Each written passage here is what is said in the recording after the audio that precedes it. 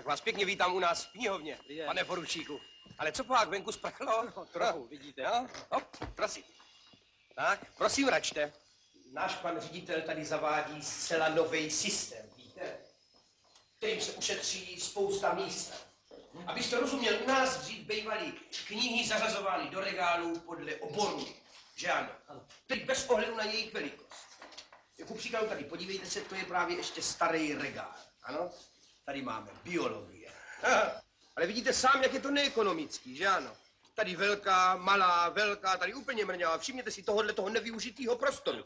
Takže pan ředitel nařídil zařadit knihy do regálu také pěkně podle velikosti. Dovolíte, paní Přesličková, na okamžik. Nechme je srovnat podle výšky. Dobrý den, pane profesore, co pak? Hledám Palackého dějiny národu českého. Ano. První české vydání z roku 1848. Ano. Krucifix. Vždycky to bylo pod číslem 84E 7819. Ano. A teď mi dali nějaké číslo. Dovolíte, pane profesore, dovolíte? 21,5. Víte? To znamená, pane profesore, prosím pěkně sledujte mě, ano, že tady, prosím, 37,6, vidíte?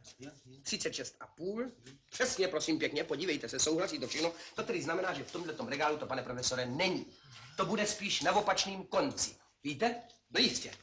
21,5, to znamená 21 cm a půl, ano? To běžte. Nakonec chodby, dejte se k rozmnožovně, kdyby tam to nebylo. Běžte až k profesorský knihovně a potom tam dál ke studovně, však víte, že ano? Pane profesore, vezměte si váš kupon, ale hlavně vždycky sebou nosit u nás ten metr. Nashledanou.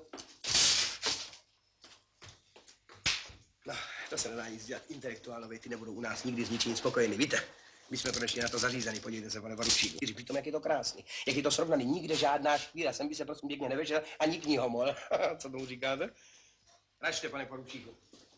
Taky vidíte, pracujeme na tom všichni. Knihy pěkně přeměřujeme a podle toho teprve upravujeme regály.